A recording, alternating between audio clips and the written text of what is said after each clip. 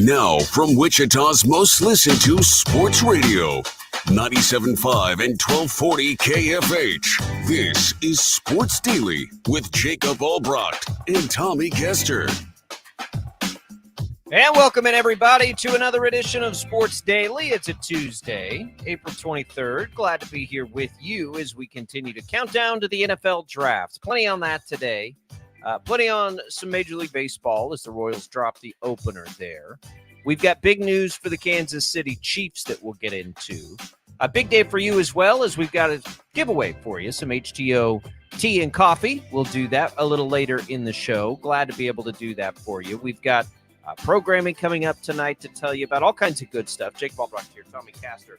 Alongside me, Chad Chambers is driving, manning that IHOP hotline at 869-1240. You can get in touch with the program on that IHOP hotline. You can call in. We'll put you on the air, let us know what you're thinking about. You can also leave us your comments on our video streams. You'll find those video streams on Facebook, on YouTube, on X. Just search KFH, Sports Daily KFH, and you can find all that. Welcome in, everybody.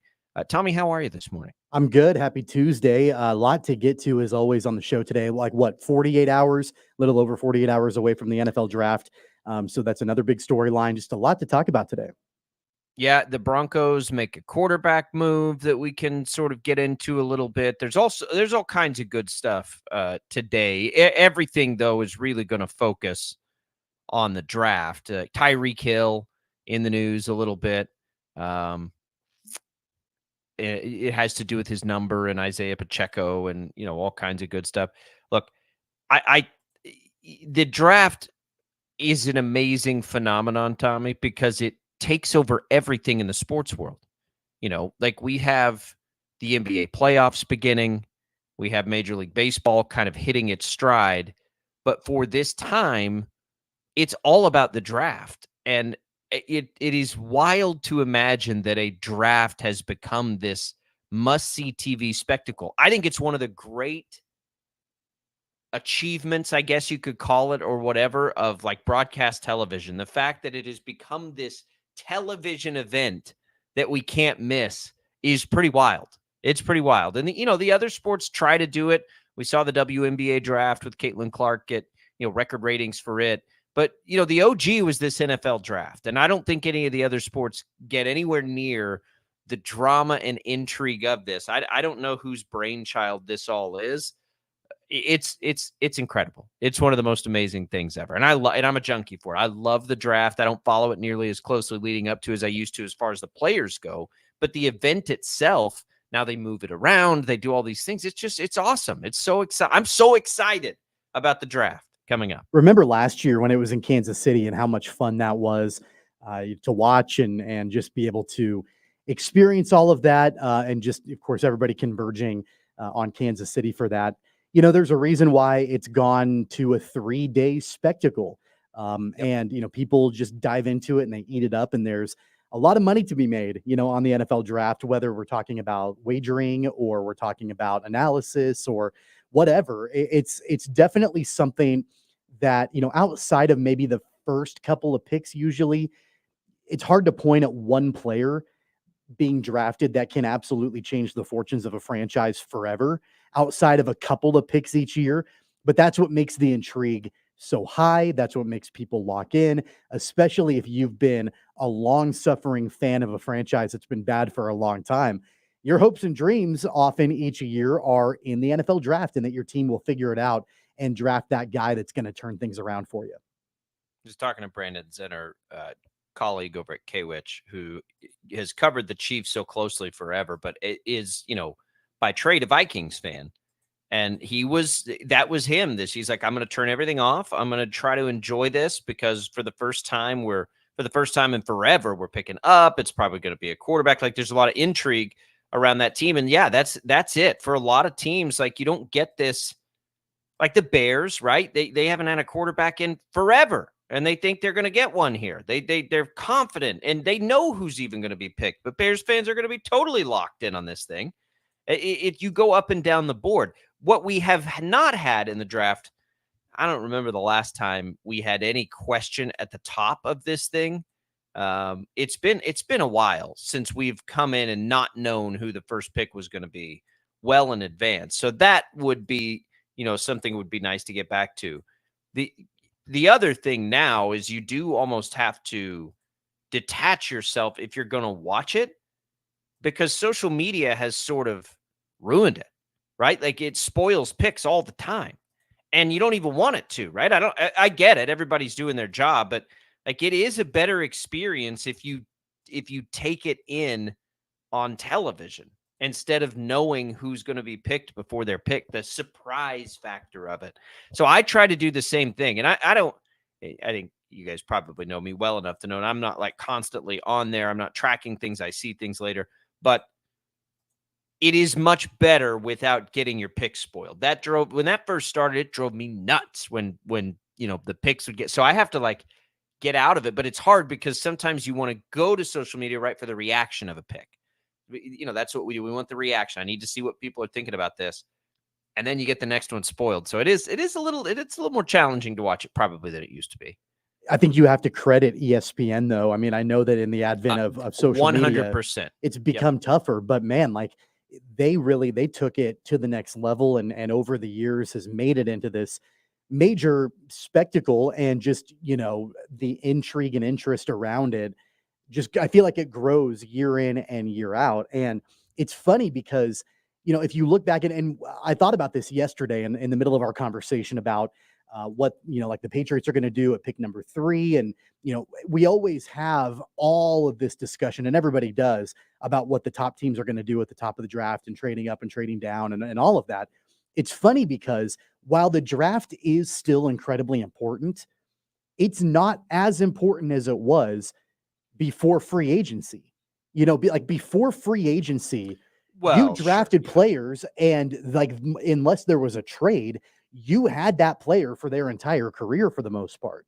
And so teams absolutely leaned on their draft picks for forever. I mean, for the foreseeable future. In the world of free agency, I'm not saying that it drops the importance of the draft, but what I'm saying is that teams have other ways to be able to build up a roster and to be able to get better, as opposed to just drafting a player at the top of the draft. And so it's funny that in spite of where football has gone in the last 30 years, we've got the draft continuing to be probably the biggest thing. Well, definitely the biggest thing in the offseason. I think on top of it too, you've got a bunch of fans of the NFL, and I'm one of them, and you're one of them, that are craving NFL content now that the season is done. Yeah. And this is the best way to kind of get that, and to hold you over until the start of the regular season.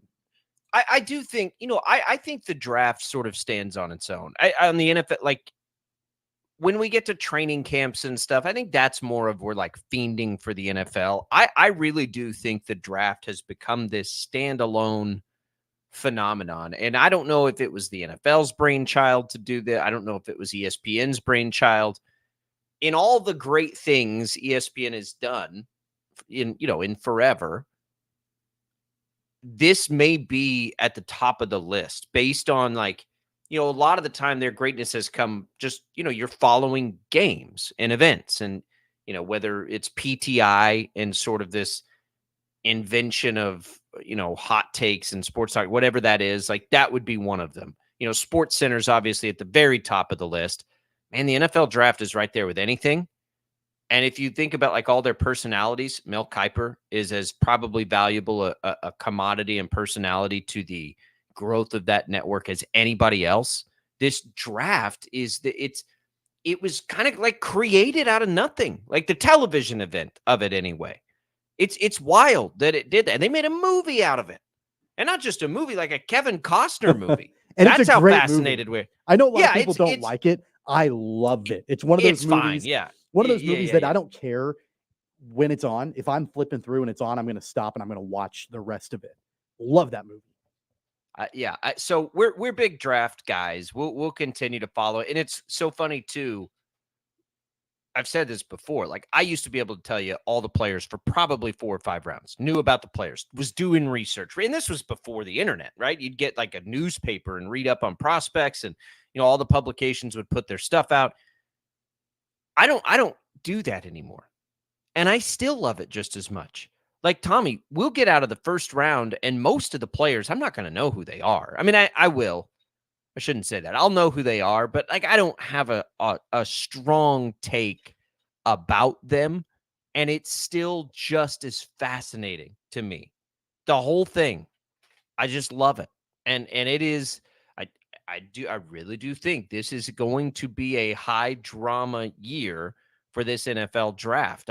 I went back yesterday to start to look at some of these players, Tommy, and just see like real good football people that I generally go to consume in-season stuff and like scouting and all that stuff to try to see, some prospect ideas. I tell you, quarterbacks, man.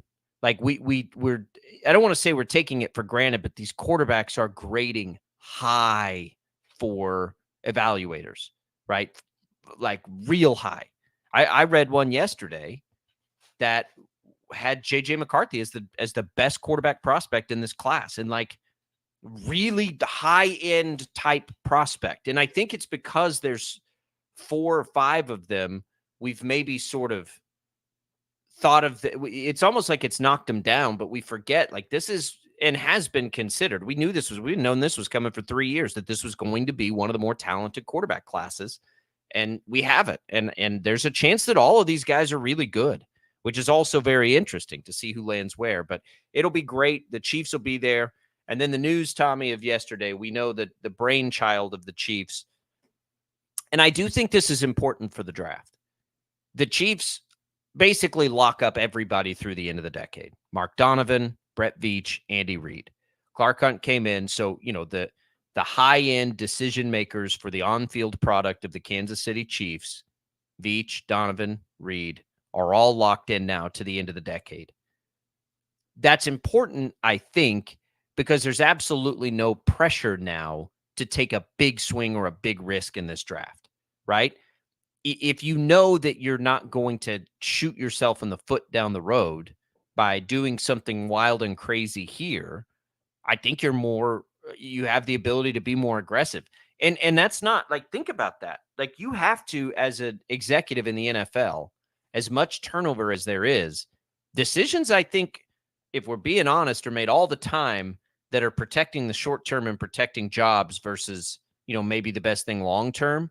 And so to have that continuity, not only is it a big advantage for the Chiefs, and we'll get into that piece of it, but as it relates to the draft, that's a big deal. And I think it makes it more likely for them to take some big risks because they know, like, it doesn't matter. If they fail, it's not like they're going to lose their job. If they fail, it'll be fine. One of the things I really am happy about with that news yesterday is that, I mean, obviously it's well deserved by all 3 of those guys, but everybody focuses, and rightfully so, on Andy Reid and Brett Veach. I'm glad Mark Donovan got some love as well. He's been with the franchise since 2009. And if you think back to 2009, you think about the Todd Haley years, you think about the Romeo Crennel years, you think about how bad they were, how terrible they were. Got to a point to where, he joined in 2009 and then he became the president in 2011. And there was a lot of turmoil and there's been a lot of transition in his 15 years with the organization. You don't hear about Mark Donovan a whole lot because, he a lot of times I think stays away from the on the field decision making and kind of leaves that up to Veach and Reid. And I think that's really helpful. But so many different things, that he's been a part of and a major driving force on with the organization as a whole. And to me, when you're announcing that extension alongside Veach and Reid, I know he's the president of the team, but he's the least visible out of the 3. I think it shows that he's essential to this success and what they're building as a dynasty in Kansas City. So I was happy to see that. Like I mentioned, I don't think he gets a lot of love. People kind of focus on, even if you want to go above Reid and Veach, a lot of people focus on Clark Hunt and his family. Mark Donovan's in there right there too, and he's been a crucial part of the success they've had. He's about to have his hands full, Tommy. Like that part's important, I think, organizationally for the Chiefs, because they're about to have to make a big decision on a stadium, and he's going to be a big part of that. Like maybe the biggest part of that, I think, outside of Clark Hunt. A lot of that's going to come down to Mark Donovan. He's going to be at least the front facing. Yep. It is, it's, I don't know how to rank it in with what Veach and Reed are responsible for, but it's important. And for the organization, it's really important. I don't know how much it impacts, one way or the other, the things that happen on the field. I don't imagine. I mean, maybe on contract negotiations, I suppose, but I don't imagine Mark Donovan gets into Andy Reid and Brett Veach's business too much that often, right? Like, I think that's kind of a separate thing, but it's still important for the organization because now we're going to see a whole lot of Mark Donovan because they're going to, whatever it is that happens with the stadium, he's going to be at the front of it. He's going to be at the face of it. Like, he will be the mouthpiece, I think, for, the team on it. So, having him there is obviously important. I think for fans, the other two are the ones you get excited for, right? You get excited that Andy Reid now looks like he may have a chance at the coaching record. The fact that Andy Reid would take that extension should, I think, end any discussion on whether he has any interest in retiring. I don't think that he does, clearly.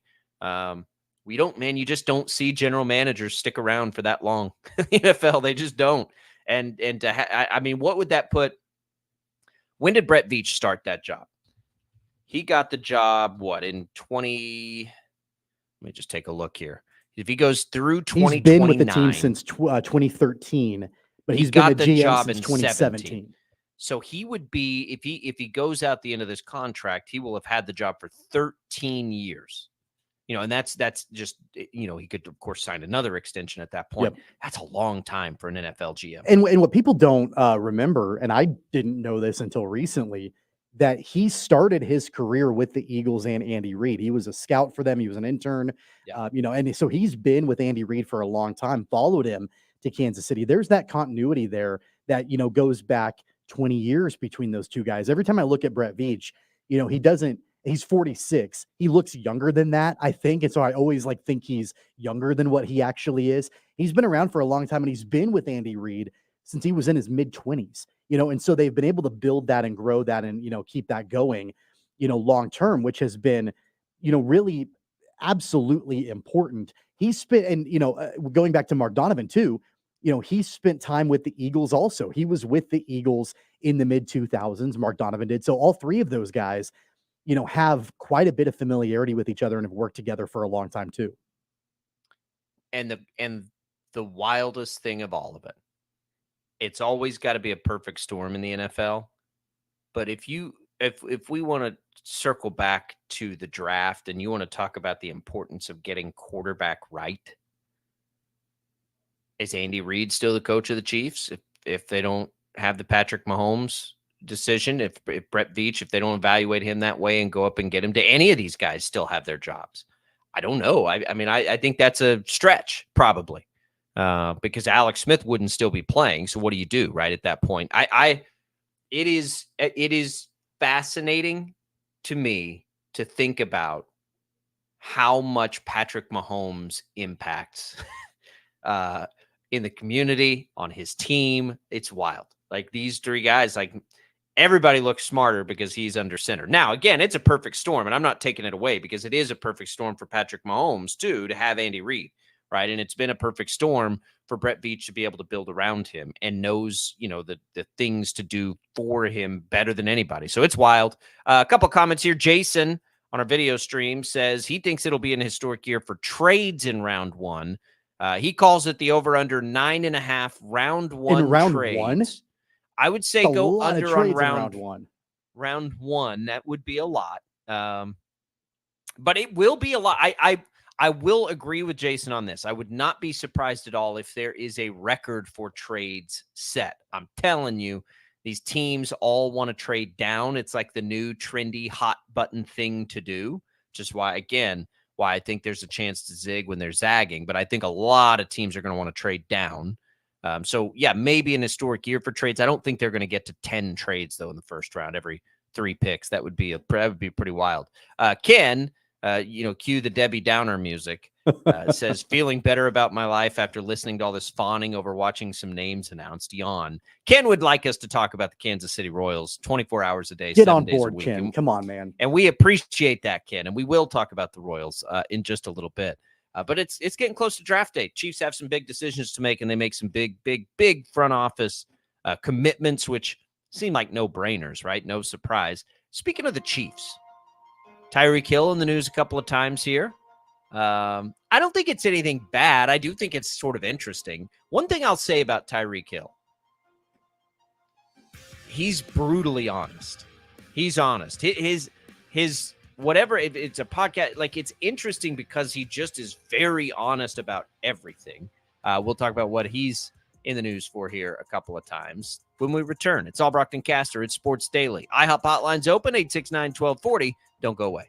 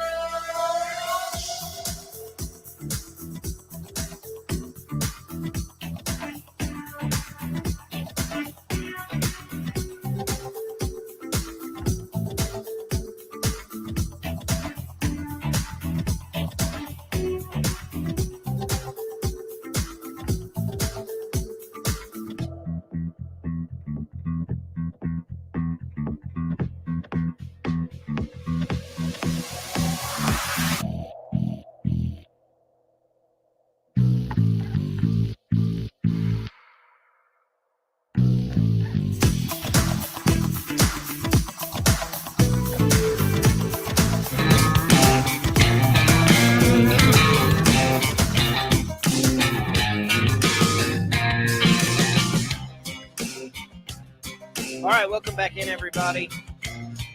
Jacob Albrock, Tommy Castor here.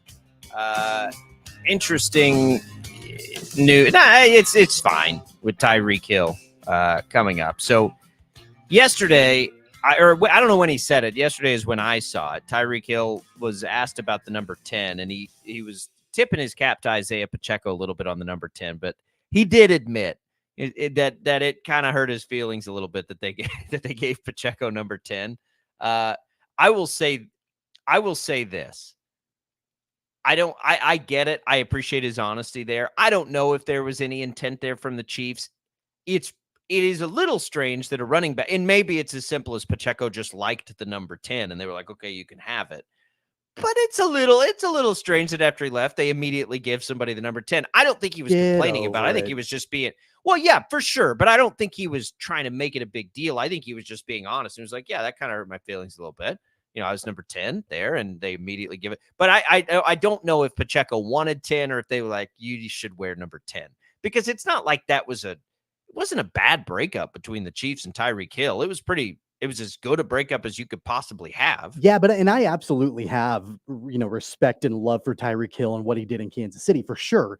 But I don't know if there's another player in the NFL that talks more about his former team than Tyreek Hill does about the Chiefs. And I think it's to the point now where it doesn't matter what podcast he's doing, what show he's on, doesn't matter.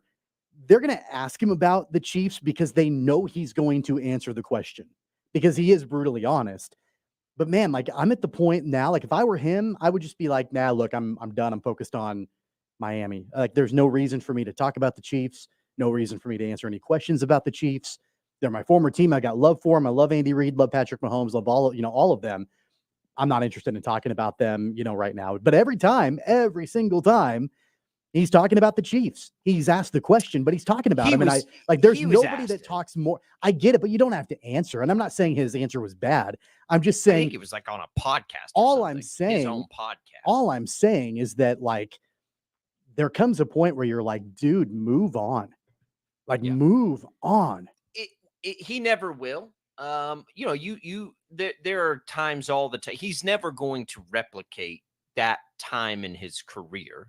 For a lot of reasons, right? One, it was a Super Bowl. You were playing with Mahomes. You had your revelation there. Now everybody expects this out of him. It'll never be the same. It's that way for a lot of us, right? That first job and, the people you came up with and all that stuff. It hits a little different. I think I believe this was just on his own podcast and he just to talk about anything, including the other thing that came out that I thought was pretty funny is he told the story of how he got called out by Mike McDaniel after L'Jarius Sneed just sort of owned him a little bit. He said he called him out and basically said, what do we pay you in the game? Like, dropping MFers, like, what do we pay you all this money for? I love that. And Tyreek Hill said he loved it too. He's like, that response to that. And that's the thing. Like, I think sometimes people like get their feelings hurt when they hear mic'd up. Like, you got to understand how these dudes are wired and how they talk to each other.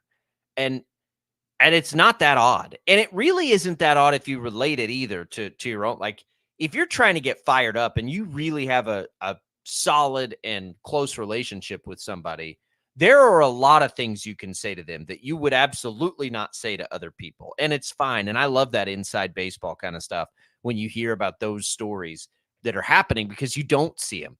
Another thing, we talked about the draft, a thing the NFL does well. I think it does well, man. NFL Films. It's a big reason why it is as popular as it is because they do take us inside that stuff. They've never shied away from that stuff. And so to hear that was kind of cool. But yeah, Tyreek Hill in the news a little bit. The Chiefs, Tommy, some would say still trying to replace Tyreek Hill. I don't know that he's replaceable. We go back to that age-old question. Brett Veach last week sure didn't make any bones about the possibility of going up to get a receiver. Like that, I don't know if they're playing mind games or what they're doing. They're not shying away from that possibility. And so it had me sort of wondering, even if Rashee Rice's off the field situation wasn't lingering, how prone to an early wide receiver do you think the Chiefs would be here? Would they really be, is there room? And maybe this is, and here's what it has me really thinking about is life after Travis Kelce. And I haven't really thought about this way when receiver has come up. Travis Kelce's not his value in production on this team, whenever it is that he decides to be done, is not going to be replaced by a tight end. And you're talking about an organization that's had maybe two of the three greatest, probably, tight ends of all time, Tony Gonzalez and Travis Kelce. The other would be Gronk, I think, for most people. But you've had those two. So you have, even with this rich history of tight ends, whenever he's done it, it's not going to be a tight end that replaces what he does and his value. And that does have me wondering now a little bit, even if Rice was not to miss any games, how much value, even with Hollywood Brown there, right? How much value would there be to take a swing at one of these blue chippers? Now, you'd have to trade way up to have a shot at any of those three: Neighbors, Odunze, Marvin Harrison Jr. We're talking like probably top 10, I would bet. I don't think any of those three is sliding out of the top 10. And that's a lot. I don't know, but it is interesting that they're not shying away from that possibility. Well, I do think that if they take a wide receiver in round number 1, whether they stay at 32 or they trade up to go get somebody else, I think that when they do that, that will tell you, or if they do that, that will tell you a lot of different things. That will tell you how they feel, I think, about Wanya Morris at left tackle. If they think that Wanya Morris can be a starter at left tackle, at least for this season. And of course they could always go out and sign a veteran left tackle like a Donovan Smith for another 1-year deal if they wanted to. But if they go and they do that, I think that will tell you a couple different things. I mean, I think at the front end, you could say, well, maybe they didn't like any of the offensive tackle options that were available to them at the time that they were picking. But I think more than anything else, we know it's kind of a deep offensive tackle class as well as it is deep wide receiver class. I think it probably tells you that maybe they scout out Wanya Morris to be a viable starter at left tackle. He didn't get a ton of playing time last year. He ended up starting a couple of games when Donovan Smith was out with injury, but really we didn't get a chance to fully see what they thought of Wanya Morris, because the bottom line is that, if they don't take a left tackle, let's say they don't sign a veteran, right? They don't sign a veteran left tackle, but they also don't take a left tackle with their first round pick. That would mean that they probably don't think that anybody on their draft board is an upgrade from Wanya Morris, who they drafted in the 3rd round a year ago. So I think it's going to tell me more about what they think at left tackle if they take a wide receiver early in the 1st round. Well, if they pick at 32, I don't think it really tells us anything. If they pick at 32, I don't think it tells us anything. I think they're just picking at that point. If they move up to take a wide receiver, I think it would tell us that they love that wide receiver, right? That means that that's somebody they really, really like. If they stand pat at 32, I don't know what it tells us about their overall thoughts on a player other than that's just the guy they like at that point. But I also think that from a wide receiver perspective, if they do take a wide receiver in the 1st round, again, whether they stay at 32 or they trade up, I think it will be very important to pay attention to what kind of wide receiver that person is. If that wide receiver is a deep threat, then it probably tells you that the Chiefs are not super concerned about really the long-term ramifications of what's going on with Rashee Rice. If that wide receiver has similar skills as Rashee Rice, then that might tell you that they are concerned about his availability next season. So I do think that there are, a couple of different ways to look at it. If they do go wide receiver in the 1st round, you'll want to pay very close attention to the kind of wide receiver that they're targeting. Because remember, they already got Hollywood Brown. He's a deep threat kind of guy. So do they go for another deep threat? A couple names that have been tossed around a lot, that Xavier Leggett from South Carolina, is a guy that has kind of similar skills as Rashee Rice. There are others, but do they go the route of like Xavier Worthy from Texas, who's a deep threat? You need to pay attention to that too if they end up going wide receiver in the 1st round. Yeah, for sure. I don't think they need it. They don't need that wouldn't make sense. The Texas guy, right? If you're just taking it for speed because you got a Hollywood Brown. I'm not talking about if you end sure. up drafting a wide receiver that has a similar skill set to Rashee Rice. At that point, then you pay attention to, are they concerned about Rice's availability in the Yeah, season? his skill set's pretty. He's kind of good at everything. Well, he's a yak. I mean, he's a yards after catch guy. So Yeah, if you look at a receiver that is a yards after catch threat, and maybe. there are a few of them in the first round. But I do think there is a possibility too. Yeah, that he's replacing Kelsey. Kelsey's a yak guy too in this offense. I don't know what I think. I really do think they would just have to love the player, and they would view this player as a superstar if they go that route. And to me, it still doesn't seem likely, right? It still seems like they would do what they've always done and take those guys a little bit later.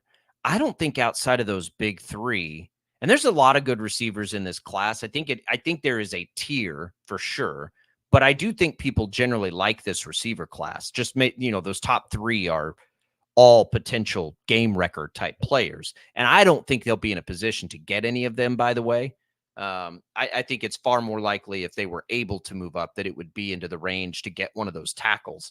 But I do like the idea of if we see them move up, they're going to love that player, whoever it is, because they've always been perfectly content to just sort of chill at their spot and take somebody.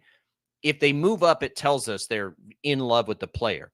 Different than taking Clyde Edwards-Helaire, taking Felix Anudike-Uzomah. I think, though, if you look at those players, I think of the recent history, most people, and it's way too early on Anudike-Uzomah, but generally speaking, I think people would look at those and be like, that didn't really work out. But the reality is they were just willing to sort of swing on guys at that point because they didn't really, the risk level was low. If they move up, the risk level goes up some, I think. That tells you it's not just they're following their board, but they really love a player. And when they really love a player, Tommy, they've been pretty good when that happens, right? When that happens, and Patrick Mahomes is the obvious example. So it's there. It's interesting. It's fascinating. And I still think it's going to be left tackle. I guess it could be receiver. They do have a need at corner. Like that is an area of need for them. It is, but then, we haven't really seen them be active this offseason. Maybe they can attack it in the draft, but we haven't seen them be, that active in the secondary so far this offseason. That tells me, and again, they could use a draft pick on a cornerback, and they probably will, I would imagine, at some point in the draft. I think they feel pretty good about Joshua Williams and Jalen Watson.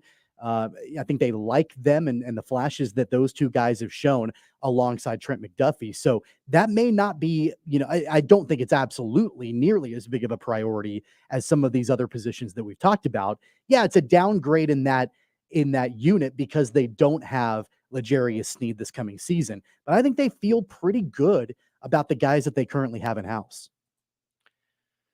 They do. I think they feel better about that than the other positions we've talked about. But again, if somebody's sitting there, like it's probably worth thinking about. And when you're trying to play chess and not checkers, like what if they could identify another great corner now, and then McDuffie's not a guy they'll have to pay down there because he's going to be even more expensive than Sneed was.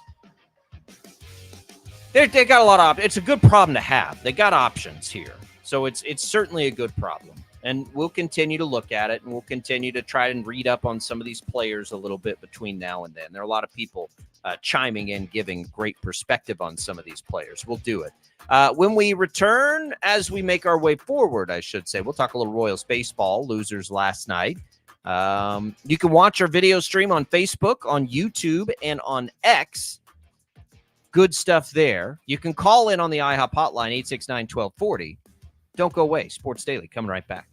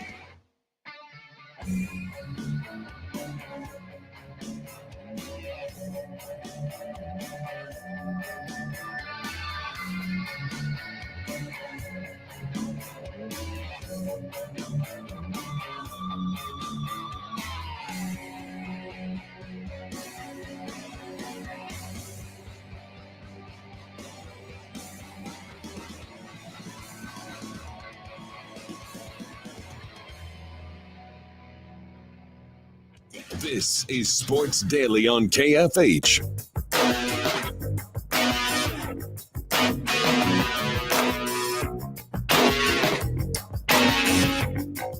Welcome back to Sports Daily, everybody. Jacob Albrecht here alongside Tommy Castor. Glad to be with you.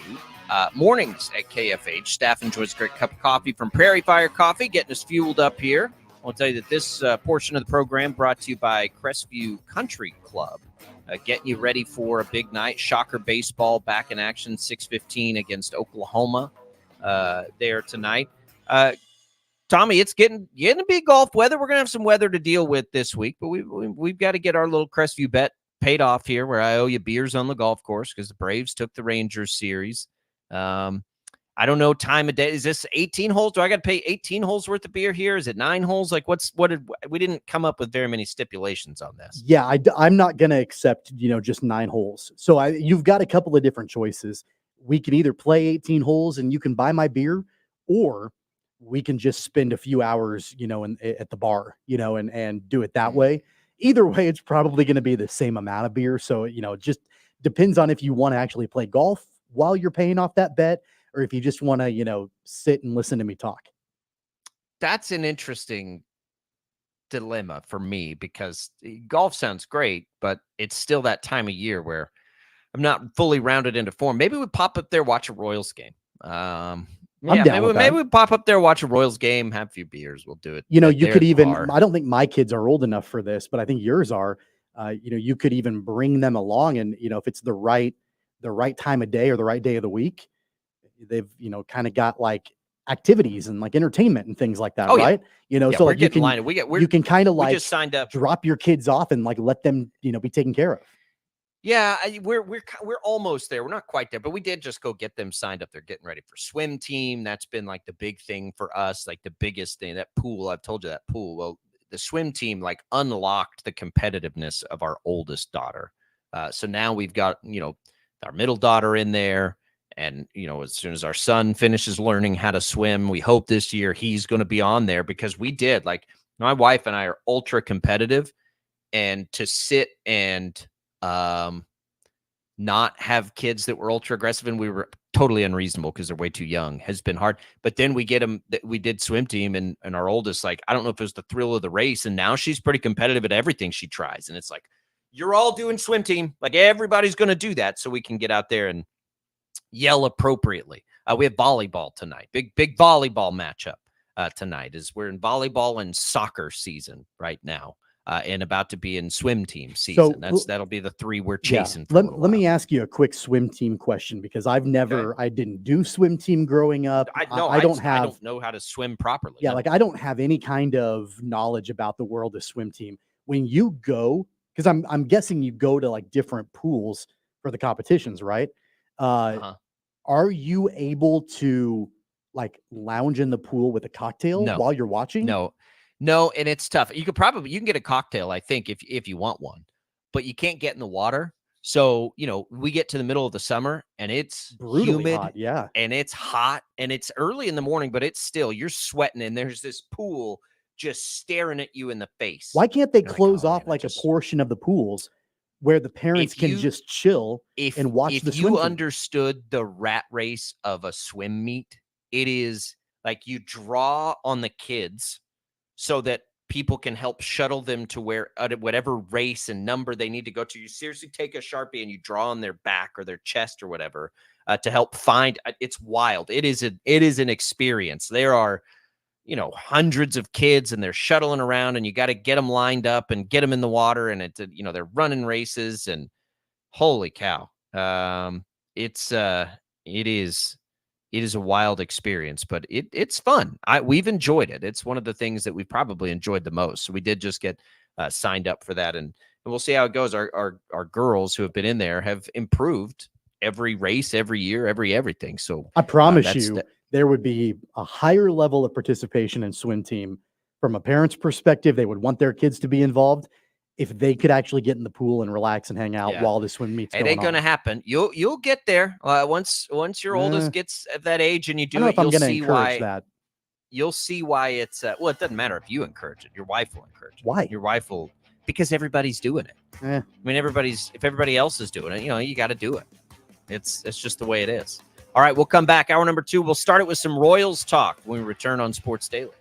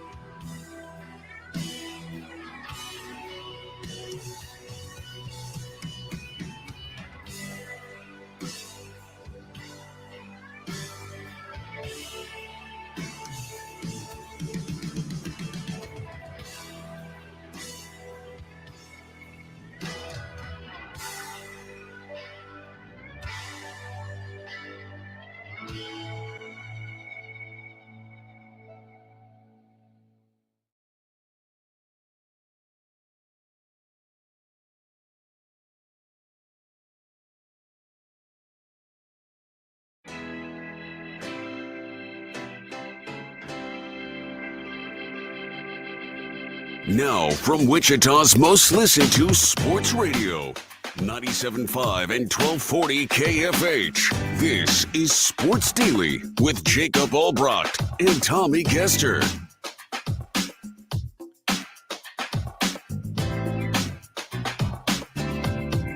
All right, welcome back in, everybody. Sports Daily here on KFH. Welcome to hour number 2 of the program. Tom, I'm a little distracted. I think somebody just stole a lot of money from one of our businesses.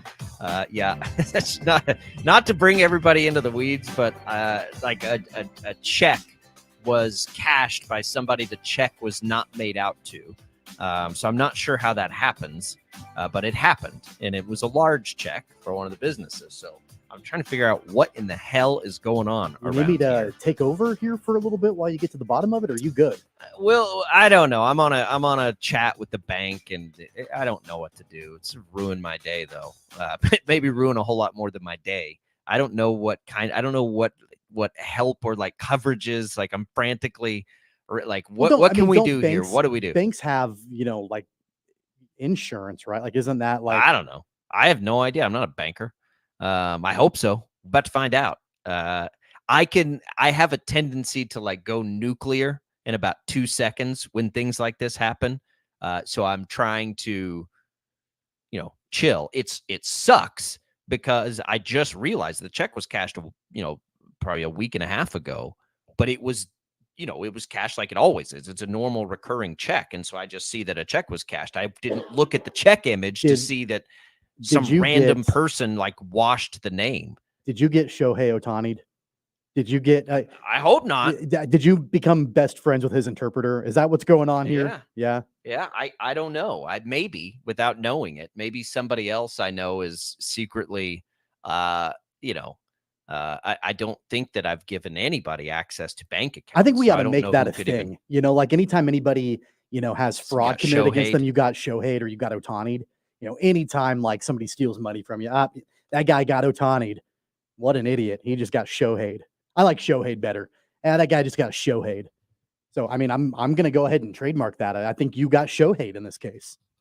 As long as I wonder whoever like that person was that did that to you, as long as they're not using it for like sports wagering, then at that point, maybe it's not quite Shohei'd, but you pretty much got Shohei'd in this case.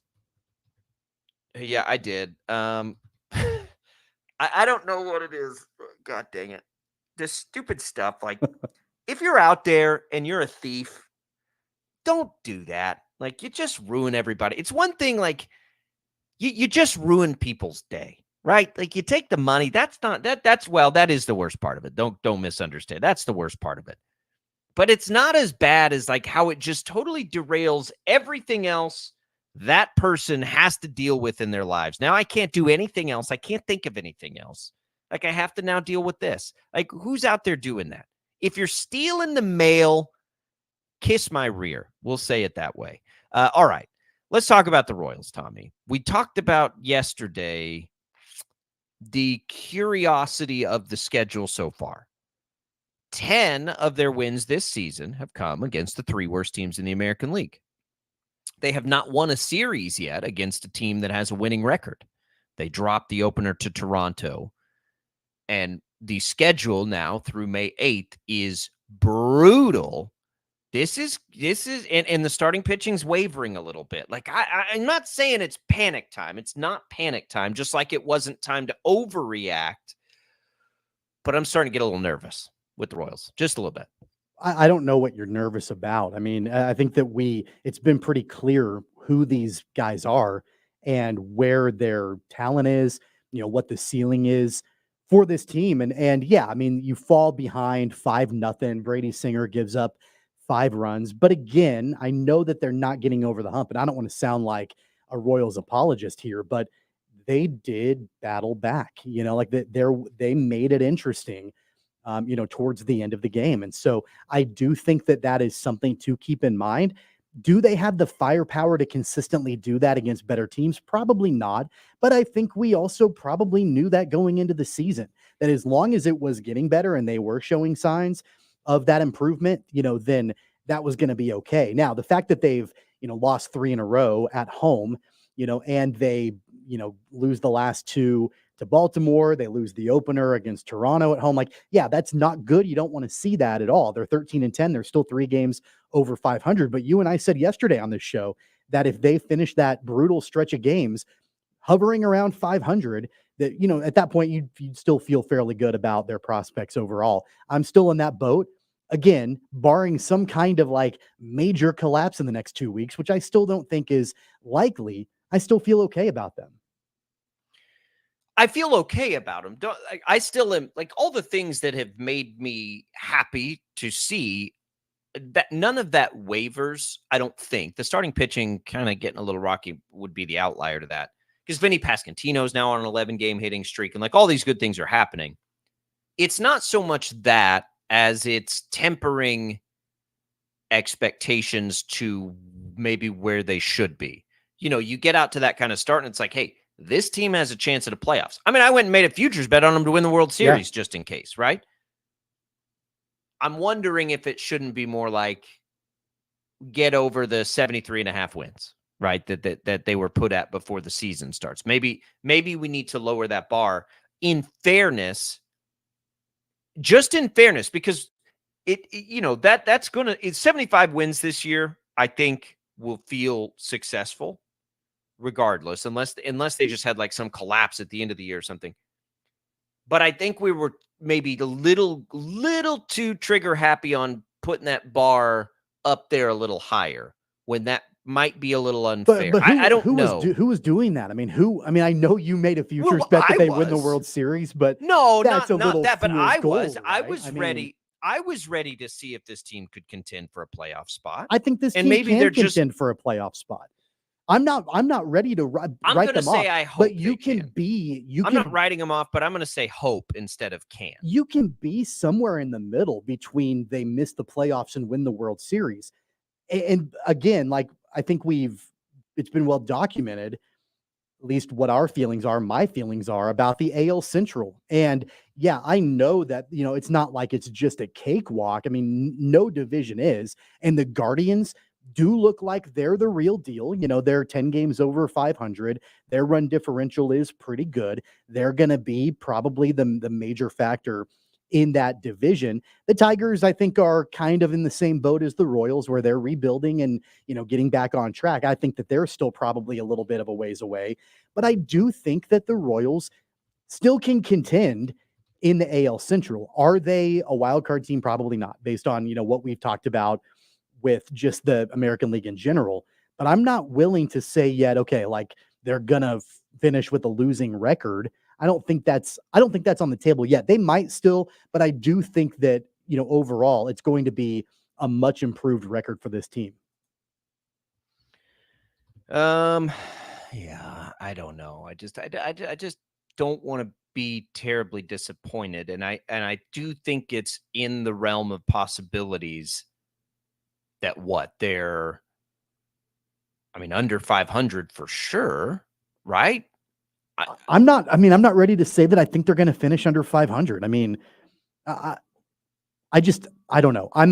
I guess maybe I have a little bit more faith right now in what they're building and who they are. And it comes from, and I mentioned this yesterday, it actually comes from less of their wins and more in which the way that they're losing games. They did it last night too. They were down 5-0. They didn't have the firepower to get all the way back, but they were able to make it interesting towards the end. They did the same thing on Saturday night against Baltimore. Yeah, they were shut out in between those two games on Sunday, but there is a fight with this team that is better than what we've seen in close to a decade in Kansas City. And as the season goes on, they could very easily find themselves in a position where they do have the capability to battle all the way back in these games and to ultimately be able to get wins.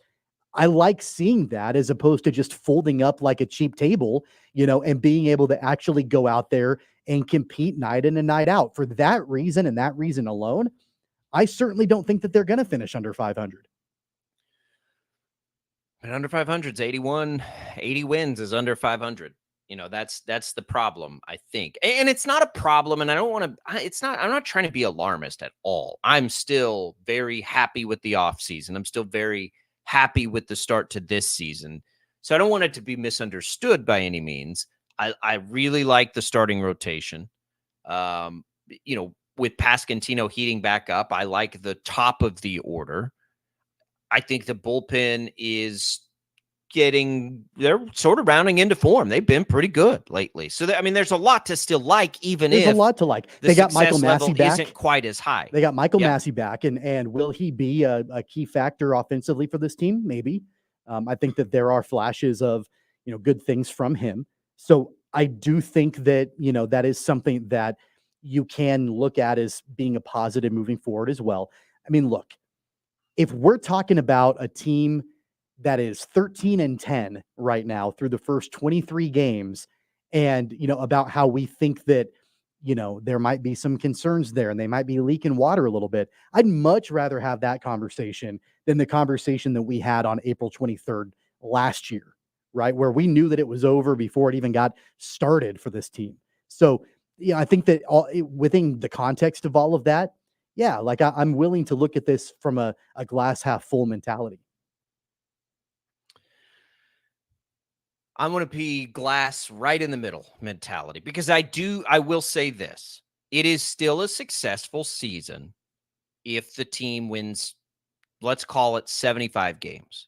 It will still have been a successful season. The moves they made will have been worth it, but it does add a little pressure to next season, I think. We'll see. Look, Bobby Witt Jr. is going to continue to get better. Vinny Pasquantino is probably going to get a little better as the season goes on. Salvador Perez is, I've predicted, and I don't have any doubt about it, going to have more of a renaissance year, if he can stay healthy, that gets him into some elite offensive numbers, especially for a catcher. And if all those things happen, they're going to win some games. I do have some concern that the starting pitching at home has been shaky now. What would we call it? 3 straight starts, and Lugo probably not as shaky as as Reagan's and then Singer last night. They really need Wacha to kind of do his thing, right? You're a veteran, get in there, settle things down a little bit, and let's see if he can bounce them back on that. Because again, like, there's just no relief coming. The schedule until May 8th is absolutely terrible. Like, it's really you got the Blue Jays, you got the Rangers, you got the Brewers. It's going to be tough over this stretch, and they only get 1 day off in that stretch too. So you got to go back and then forward. There's only 1 day off until May 8th. So it's a grind right now, and we'll learn a little bit about the team. It's exciting for that, for that reason too. I think to see if they can't rise up to this a little bit. So I'm looking at, the number of games between now and the end of this long stretch. So they've got 2, 4, 6, 8, 10, 12, 14 games between now and May 7th. So, right before they kick off a 4-game set on the road in Los Angeles to take on the Angels, they'll wrap up the homestand against Milwaukee. After those 14 games, and knowing what their record is right now at 13-10, where do you want to see these next 14 games at from a record perspective? Do they need to go 7-7 in these games? Yeah. Can they go? Yep. Do you think it needs they can be a 7-7? Yeah. But then as we're talking about hovering around 500, because a lot of them are at home. Then I feel like, I think that let me look here. So they're on the road against the Blue Jays and the Tigers. So so there's 1, 2, 3, 4. There's 8 games are at home, 6 games are on the road. When we talk about hovering around 500, I mean their overall record when it's all said and done. So I think they could go in the next 14 games. They could go 6-8, and I'd be okay with that.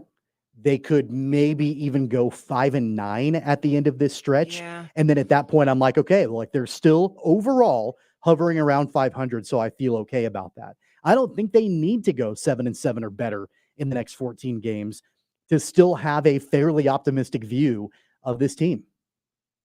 I agree. The only problem with that is there will be no relief, I don't think, in the American League this year, right? I don't know that you're going to get many games against truly bad teams. Right now, the Astros are playing bad. We all know the Astros aren't a bad team. The Twins are playing bad. We all know the Twins aren't a bad team. We can point to the White Sox and say, that's a bad team. Maybe the A's, right? Although they've been playing pretty well. We think, probably even more fair. The A's will be bad, but the A's have surprised us in the past. So maybe 2. There's not so when we're saying, maybe go 5-9 in this stretch because they're playing really good teams, they're always going to be playing really good teams. They've already played 7 against the White Sox. They don't have many left against the White Sox the rest of the schedule. So you just don't get it at all at any level in the American League. The American League is loaded this year. We've talked about, there really aren't bad teams. There's the White Sox and probably the A's, and that's it. That's it. So that's what has me worried too, is the pecking order, right? If you're if 5-9 is good enough when you play bad teams, so if you extrapolate that out over the entirety of the season, you're not looking at a very good season. So that's why it's like, well, maybe 5-9 isn't good enough. I know big picture being at 500, you're probably okay. But at some point, the Royals need to win more than 5 out of, those 14 games when they play good teams, because they're kind of just going to always be playing good teams, especially with the Tigers looking like they are taking the same steps the Royals are. I think the big question, though, and this might be really at the root of it where you and I are differing, is how good do we really think this team is from a talent perspective? Not as far as the competition they're playing or how easy their schedule is. Genuinely at the root of it, how talented, how good do you and I think this team actually is? I think I probably think they're maybe slightly better than you do, because I'm more optimistic about their chances to be able to hang around based on what I've seen earlier this season. Again, not just from the way that they've won, but the way that in a lot of times they've lost games. I think they're a lot closer than maybe what a lot of people initially thought they would be at the beginning of the season. I think they're a better team overall than probably you do. And so that might be why you're a little bit more pessimistic about it. I'm trying not to be pessimistic. I'm trying to be realistic. That's where I've been the last 4 days or so. I just want to be realistic, right? I was very excited in the beginning. I've been very bummed lately, and I want to find that middle ground of what reality is, right? Because I want so badly for this team to get back into playoff contention after the last few years we've dealt with them, that I think my expectations are probably just a little bit too high. And so I'm trying to bring that back down to reality. That doesn't mean anything as far as enjoying this summer of baseball at a far higher level than we have been. I still think no matter what their record is, Bobby Witt Jr., Vinny Pasquantino, Salvador Perez are going to be good. The starting pitching, jury's still out a little bit on the consistency and the long-term nature of it. I mean, it's going to be devastating if Cole Reagans all of a sudden doesn't, continue what he built last year and then the first part of this season. I know it's only been one bad start, but those are the things to watch as much as anything. Win-loss record, whatever. What do you have? But let's go Royals. Let's get this thing back in order. Don't do this to us. Like give us this year. We've waited long enough. I think we've put in our time. That's a 6:40 first pitch tonight. You'll have to listen on the Odyssey app tonight. We'll have Wichita State baseball here on the air. It's Michael Wacha. This is what he's here for. You got a veteran.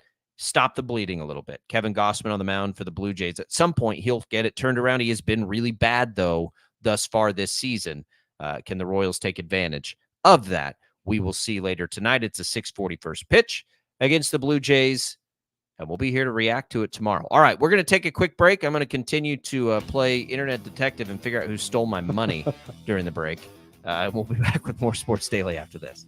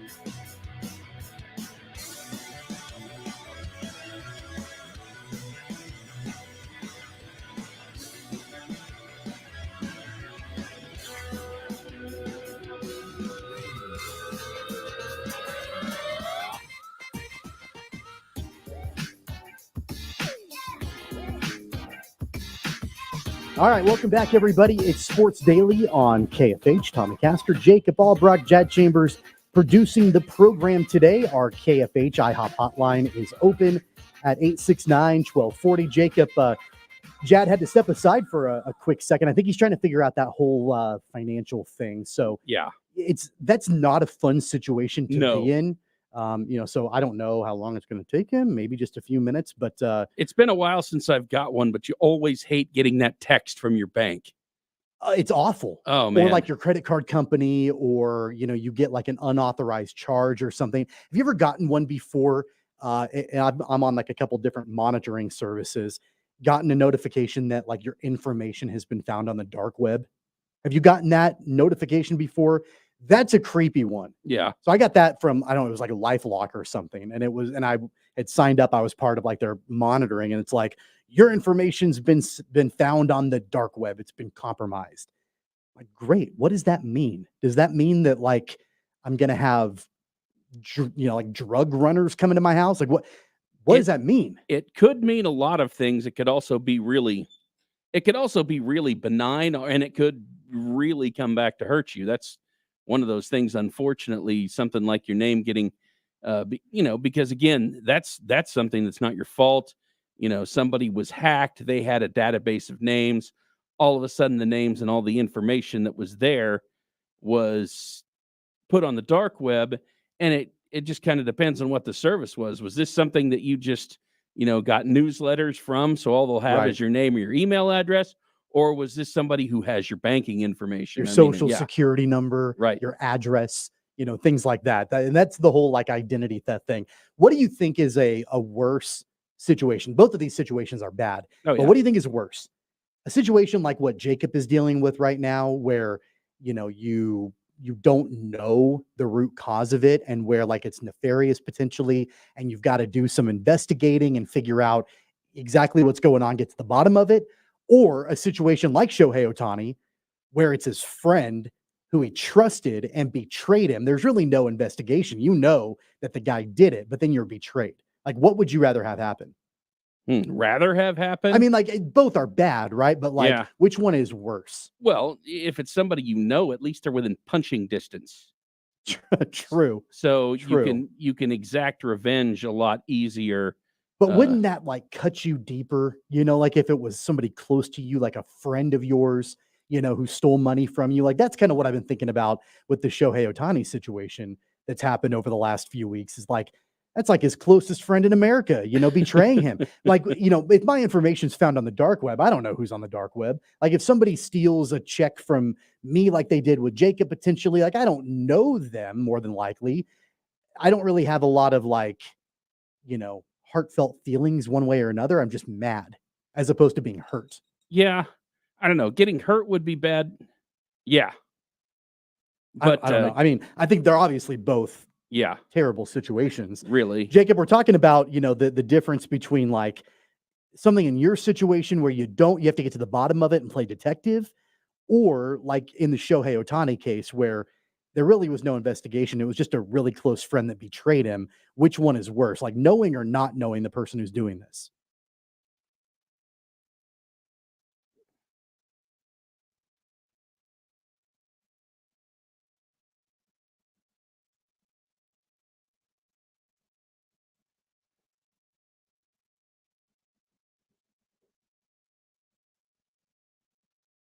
It's interesting because he's Shohei's guy. He knows exactly who it is, and how do you suppress that urge to fight him? Go find him and Right. Kick That's his what Jad ass. said. I Jad's don't, like, like at least, the guy's in punching distance, punching range. right. I'm like, well, yeah, but You you're know also who dealing it with is. like a betrayal and like a hurt emotion, as opposed to like bad actors who you're just mad at, and like angry with. I don't know which one's worse. I don't either. Probably knowing somebody, because there is an emotional tie. There's no emotional tie to me and whoever this jackass is. Like, I don't have any emotional tie to them anyway. I mean, I'd like to see them go to jail, which Shohei's not going to have any problem seeing that part of it. But at the same time, like, yeah, you'd be stuck there because no matter how bad it is, like, do you really want to see your friend go to jail? If they, they stole stole all this, $16 million from me, sure. Absolutely, I that'd would. be hard. I'll be If the you, one but to if you turn had the a, key. if you had a genuine emotional connection to him, though, like I wouldn't want to see that either. And maybe I'm a sucker, but I would be like, man, that kind of sucks that they have to go to jail now. We've had other situations where bad things have happened in the business world, and I know that, like, if I pursue this to the highest level, like, it will be really bad for this person. And so, like, do you do that, or are you like, you know what, you just get out of here, like, whatever, you know what I mean? Like that I don't know. I think that gets a little trickier, and for him, I do. I mean, I got so much sympathy for Shohei on this thing. Like, if it really was what we think it was, and he did, that just sucks to on so many levels. It is just absolutely brutal, absolutely brutal. My situation today is going to be brutal for different reasons, and it's something that I do not have time for. I mean, we're going to have to go in and change accounts. Like, this is going to be a nightmare. Like, come on now. I've made no sense. Like, I am a very impatient person. I don't have time for this. Like, I don't have time to go back through and do all this stuff again. Nobody cares. All right, everybody. My pity party's over. Cry for me today. Pour one out for me. NFL draft's coming, Tommy. We've talked a ton about the quarterbacks. We've talked a little bit about the wide receivers. It is a draft where there are going to be some really good players that are playing other positions. I'm certain of it. But quarterbacks take center stage. The Broncos have said they want one. Well, they go and they trade for Zach Wilson. Do you think that has any impact whatsoever on what they'll do at quarterback in this draft? It should. I mean, it's very rare, I think, when a team makes a move at quarterback and they end up worse off than they were before they made the move. I'd rather roll with a quarterback room that's led by Jarrett Stidham as opposed to a quarterback room currently led by Zach Wilson. I think that they've got to try to figure out something in the draft. They probably will, I'm guessing. But then it's completely wide open, I think. I think you throw your hands up in the air and just be like, I guess somebody go out there and do something. You know, if it's Stidham or Wilson or whoever this draft pick is, if they end up going that direction, you kind of just have to, I think, have no expectations at all going into the season, because, you know, if you do, those expectations are certainly not going to pan out. I think this is a situation of Sean Payton believing that he's got the secret formula to make quarterbacks better and to make them really, really good.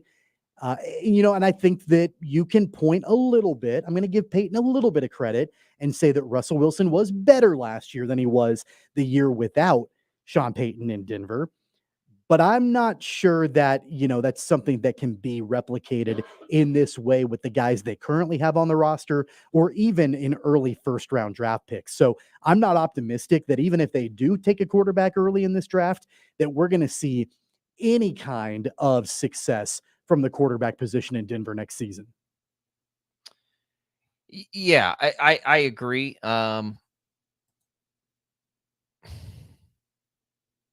They don't think they can trade for Zach Wilson. They don't think they can trade for Zach Wilson, then he all of a sudden becomes this great quarterback, do they? No, I don't think so. So why do it is one question. Well, because I think that Sean Payton thinks that he can fix anybody and everybody. I just don't think that it's going to be, I don't think it'll pan out that way if Zach Wilson ends up being the guy in Denver.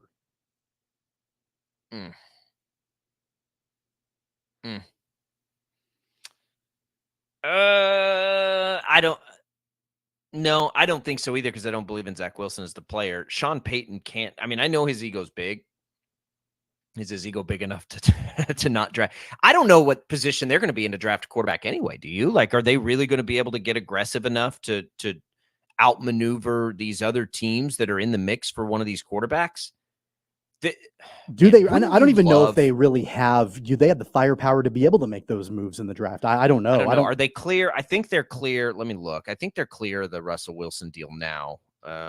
Let's see what they've got, because it's going to take a lot, because there's going to be a lot of teams in that mix. So they've got round 1, 3, 4, 3 5s, a 6, and a 7. So basically, they'd probably have to give up their one in a swap and maybe that third, and then they just don't pick until the fourth round, that's not good business either for a team that's trying to rebuild. The other thing, though, that's been rumored in any potential trade is they would be willing to trade either Cortland Sutton or Patrick Surtain. So, yeah, a one and one of those guys probably would be enough, I would imagine, to move up, especially Surtain. And quite honestly, like if you're the Chargers, there and I know it's in division, like there ain't going to be a better offer than 12 overall and Patrick Surtain for that pick. So if the Broncos really want to go do it, they'd be able to go do it. Cardinals, same thing. If you're not sold on just for sure taking one of those wide receivers there, Patrick Surtain and a 12 for that pick. I mean, or let's say it's Cortland Sutton. Tommy, right now, would you trade away the rights to Marvin Harrison Jr. for Cortland Sutton and the 12th overall pick? I would. I think I would. I might. Yeah, I think I probably would do that. And it's not because I'm not high on Marvin Harrison Jr. It's because if I'm in charge of the Broncos, I'm not happy at all with my quarterback room, and I've got to do something now to try to make that better. And so it goes back to your original question. Why did they trade for Zach Wilson then? I can't think of any kind of like legitimate, rational reason to do that. I just think it's Sean Payton saying that he thinks he can work a miracle with the guy and, wanted to make that move and bring him in and do that. Because I don't know why you just don't move forward with Stidham and then draft a quarterback. And then you've got a rookie quarterback that you can hopefully have be the face of the franchise. Zach Wilson's been in the league for a couple of years now. He's not shown it at all. So I don't know the upside to this. That's why I said at the very beginning of this conversation, it doesn't happen very often when a team trades for a quarterback or makes a move with a quarterback and they end up worse off in their room than they were before they made that move. And I think that's where the Broncos are at right now. So I think you absolutely have to give up, whether it's Cortland Sutton or, whoever, Patrick Surtain, to go and get your quarterback of the future. That's what I would do if I were them. Yeah.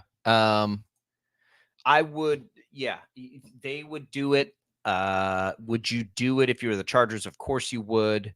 I'm trying to think, like, would you do it if you were on the fence? And who would this involve? Let's say it's the Giants somehow. Let's say it's the Giants and you are in a position to take the fourth quarterback off the board, which I don't think will happen. But let's just say it stood pat and they were in position to take the fourth quarterback off the board. Would you trade that pick for Surtain and 12? I think you certainly would, wouldn't you? I mean, yeah, I would. For sure. I would. Unless, though, and again, this is where it gets a little tricky with a team like the Giants, unless you like that fourth quarterback, then there's nothing you would trade for that, right? Like if you evaluate, that's what, and that maybe that's the fun of the draft day movie. The problem is we all, and we don't do it on purpose, I think it just happens. Like we all consume this stuff so often that we sort of just assume the big boards are what we see on television, right? And generally speaking, ESPN, NFL Network, CBS, like all the major things, like the big boards are pretty much the same, right? They're pretty close, if nothing else. So how do the teams have these guys ranked? Because I would imagine that teams' big boards look nothing like the big boards we see on television, because there's a lot of different things that go into it. And they have, entire departments of scouting people looking at these players. That's what would make the get on the phone and trade portion of this so dang interesting to me, like a behind the scenes look. Has any network, like does HBO, have we done this before? And maybe there's too much secret information involved in this, but if we're following everybody in the locker rooms and doing this, why don't we documentary one of these teams on draft day and the calls? I think they do. Make? I mean, isn't that part of, don't they show some of that in Hard Knocks? I mean, isn't that like kind of like that process? I don't know. I don't watch Hard Knocks. I'm not sure. I think like some of those stuff, now that you say that, kind of memorialized, I think. Ballard, the old GM for the Colts, maybe we did get inside one of his drafts. Like that's what we need. Like get that on there. I would watch that like crazy. Just a full on sit at the table.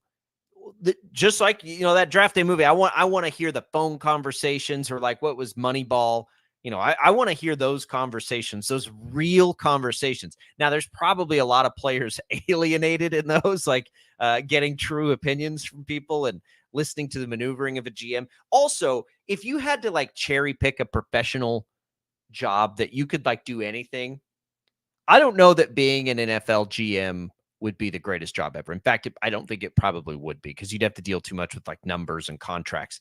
But being an NFL GM on draft day might be the most fun job that could possibly exist. Right? What's better than that? Yeah, it's real life. Everybody does football. it. Everybody does it on, fantasy football, on Madden, when they're playing video games or whatever. There's a different level of pressure though when you're actually doing it for real. So that's why I'm not sure. Like, if you could do it just for a draft day and then just walk away, you'll be like, I'm done. I did my job. I'm out. Yeah, like, I'd need to hire a guy to crunch the contract numbers and work the salary cap. I'll just do all the other stuff. That's what I would need. One day gig. I'll be your draft day guy. You can't even handle, a check issue with your business right now. Dude, I'm telling you right now, crunching salary cap numbers in the NFL. If I'm here with you tomorrow, be surprised, because I'm about to have to go and like change information that will affect, 30 different things that come in and out. I want to vomit right now if you want the absolute truth. But we'll just keep rolling forward. Appreciate everybody being on this side journey with me that was unexpected today. Goodness gracious.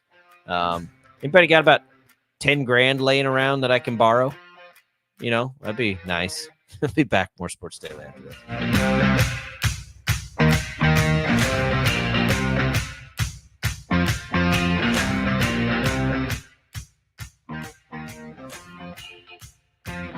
97.5 and 1240 KFH. We all expect our home to protect everything we love. But here in Kansas, we don't expect the ways water breaks down our basements and damages our homes. Mold, cracks, and of course visible water are just a few signs your basement is compromised. But there's one way to get answers to all your concerns. A free home inspection from Groundworks, the nation's leading and fastest growing foundation and water management solutions company. They put water back in its place. Go to groundworks.com now. Calling all Wichita area business owners. Market Tax Services here to extend an invite to work with us for all of your accounting and payroll needs. Whether you have a large or small business, we can get you the right professional working for the benefit of your company. We love working with local businesses and creating service packages that fit what you need. Our plans are also customizable and offer flexible pricing. Give us a call at 316-803-1040 or go to markettaxservices.com to learn more. Spangles sourdough breakfast sandwiches are here. Hot, fresh, and made to order. These sourdough breakfast sandwiches are just what you need to start your day out right. Come on into Spangles for breakfast and see why we say it just tastes better. Stop by Spangles for the refreshing cherry limeade cocktail made with vodka. Dine in or drive through. And the extra shot is only 99 cents. The Spangles cherry limeade cocktail. Try one today. Spangles, where cocktails just taste better. Hi, I'm Renee Stevens, Director of Operations for Spangles Restaurants. Did you know that Spangles now starts all employees at $12 an hour? Whether it's full-time, part-time, breakfast, lunch, or dinner shifts, we have something for everyone. So you can start at any Spangles and get paid $12 an hour for your first hour and every hour after that. Come join our team, stop by any Spangles, and pick up an application. And let's get you started on your new career today. Spangles, it just tastes better. Gear up with up to $100 off select handguns during the Smith & Wesson event at Academy Sports and Outdoors. From April 18th to April 28th, get range ready at a store near you. Or find your next favorite firearm online with free ship to store. Hurry, this event ends soon. The road to the NBA Finals starts now, and new customers on FanDuel could go on their own playoff run with $150. Just place any $5 bet, and you'll get $150 in bonus bets, win or lose, to use during the NBA playoffs. Bet on 3-pointers made in the Pacers-Bucks game. Over-under point totals for my guy, Tyrese Halliburton. First basket scorer and more. Just go to FanDuel.com/roots to get started. That's FanDuel.com FanDuel.com/LUTZ. FanDuel, official sports betting partner of the NBA. $1 Plus is present in Kansas. First online real money wager only. $10 first deposit required. Bonus issued as non-withdrawable bonus bet that expires 7 days after receipt. Return to sportsbook.fanduel.com. FanDuel is offering online sports wagering in Kansas under an agreement with Kansas Star Casino, LLC. Gambling problem? Getting help is your best bet. Call 1-800-522-4700 or visit ksgamblinghelp.com.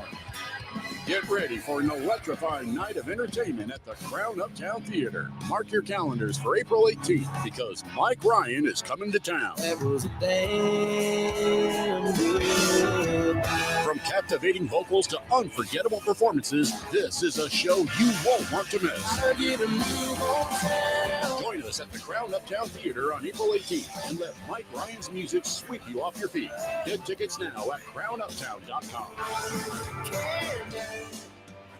A car crash is out of your control, but what is in your control is who you turn to for help. Don't wait. Call AIM. Call the Von James Injury Lawyer anytime, day or night. 888-8888. Whether you own a local business or a global one, you're always looking for ways to position your operation to create opportunities and move on them faster. With Bank of America, you get access to experts, award-winning insights, and business solutions so powerful you'll make every move matter, locally and globally. Visit bankofamerica.com/banking for business to learn more. What would you like the power to do? Copyright 2024 Bank of America N.A. It's a mystery where Old Spice finds its amazing scents like Himalayan sea salt, but I'm thrilled they have because no other body wash exfoliates and moisturizes 24/7 like Old Spice Gentleman's Himalayan sea salt body wash. Now, if only there was a mountain range separating the Indian subcontinent from the Tibetan plateau where I could hide my Old Spice and keep my family from stealing it, and impossibly smooth skin would finally be saved. Dude, you gotta hear this. Go ahead. I think I want to hear this. Sports Daily is on KFH.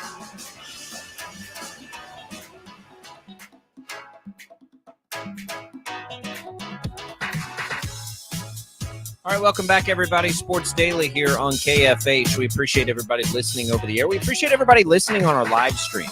KFHradio.com is a good place to find that. I always tell, like, if you want to hear us, you're not in your car, you want to hear us, just get it on that live stream. You can throw it up at work, throw an earbud in, nobody will even know you're listening, right? You just put it on in the background and listen in. If you want to comment, you can do that too. If you just find our video stream on Facebook, YouTube, or X, you can find it. You can leave us a comment. You can still interact with the show all you want. But yeah, that stream, that live stream is a great way to take us in if you're not around a radio. You can pull it up on your phone, Tommy, KFHradio.com. Just click that listen live. I do that all the time when I'm mowing the yard. In fact, if I want to listen to a Royals game, if I want to listen to anything, I'll just throw on that live stream. It's a great resource. We also podcast out the show there. Maybe there was a great interview. Maybe you want to hear more about my banking segment, which said nobody ever. You don't think that's compelling content? No, you can go back, and if you want to see me squirm. By the way, good. Like, if I'm pale in the face or look like I want to vomit, that's you could see that on the video stream. You might be able to hear it here. I don't know if you can hear it. What else in this draft, Tommy, has your attention? I can't look much further than the quarterbacks, honestly. All of these mock drafts, you've got teams moving up, you've got teams moving back. I'm looking at, it's Will Brinson's. This was about a week ago, and we're wondering where these quarterbacks are going to go. He's got Drake May as the second pick, J.J. McCarthy as the third, and Jaden Daniels through a trade falling all the way to 5, and the Vikings moving up and trading with the Chargers for Jaden Daniels. I don't think it's a consensus.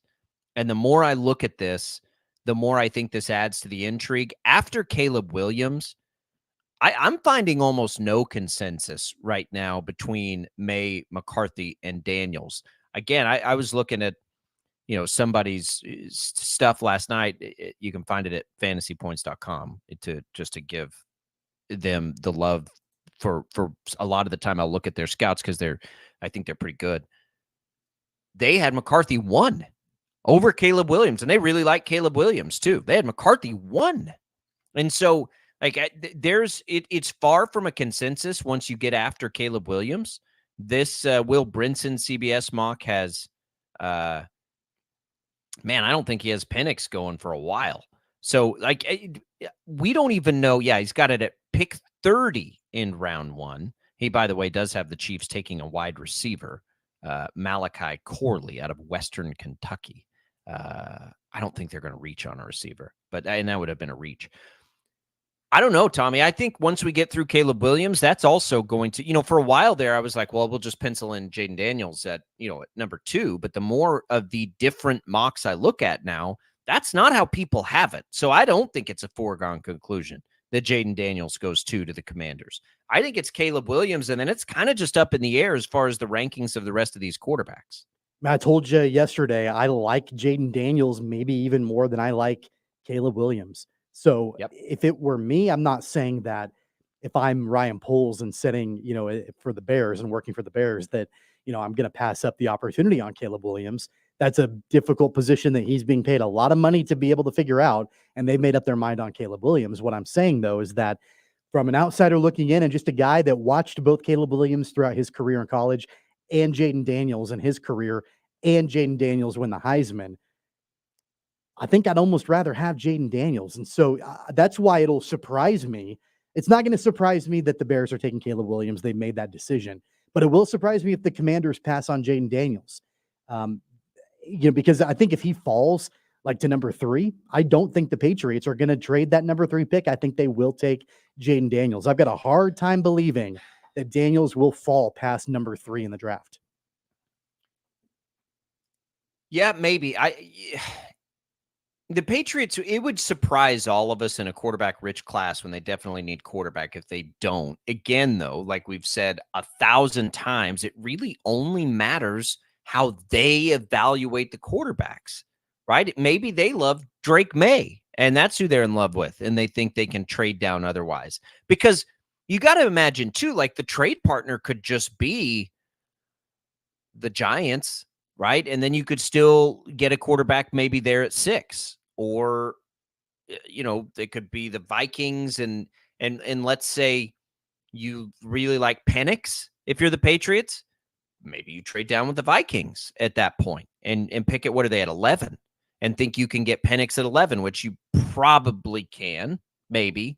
I still think a team's going to reach on Penix, but let's, it's at least in the realm of possibility to do that if you're the Patriots and try to acquire, an extra pick or 2 that helps them in their overall rebuild. I could see that too. That's why I keep saying it really only matters who they evaluate and what their prospect ranking is. But you also have to guess at what other teams' prospect rankings are. And that's what makes it challenging because it at the top, it matters what you think of the players, yes, but if you're trying to trade picks and wheel and deal, it also matters what the other teams underneath you think of the picks. If you love a player that you think you can get 5 picks later, that's great. But the risk comes that, well, what if somebody else in those 5 picks also loves that player? Then you might lose out on that player. And at that point, you should just take your player, even if it's a reach, I think, quarterback especially. Let me put it this way. Let's say the Patriots were in love with Michael Penix, Tommy. If I'm the Patriots and I'm in love with that player at quarterback, I would just take him at 3. You know what I mean? It's the only way to guarantee you get him. It's the only way. And at quarterback, you can't take chances there. If you think a quarterback is that dude, you just got to go. You can mess around with the other positions, not at that one. If you loved that guy there and you think you could get him 5 picks later, just take him. Just take him. Don't take the risk. Because what happens if you trade down and you don't get him? I think that's far riskier than just overdrafting by a few spots a guy that you think is really good anyway. 869-1240. We're getting close, man. Draft's going to be here very, very soon, and we'll know all of these answers. We'll be back. More Sports Daily. We'll wrap it up after this.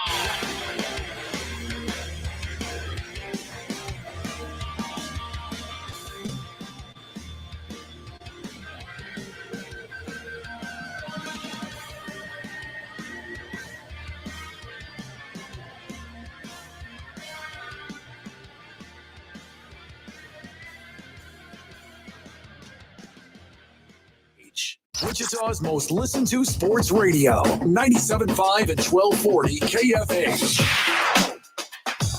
All right, everybody, that's going to wrap things up for us on this Tuesday edition of Sports Daily. Coming up on the network, Jim Rome is on the way next. Bob and Jeff locally here at 2. Then we'll get into the Zach Gelb Show and just a little bit of JR Sport Brief before Shocker baseball on the road in Norman, Oklahoma, taking on the Oklahoma Sooners. Mike Kennedy has the call of that game beginning at 6:15. Royals baseball, they continue at home against Toronto. You can listen to that game on the free Odyssey app. We'll be back with you tomorrow, same time. I believe Kevin Saul joins us tomorrow on the show, athletic director from Wichita State. That'll happen and a lot more. Sports Daily coming back on a Wednesday. For Jad Chambers and Jacob Albrecht, I'm Tommy Castor. We'll see you tomorrow.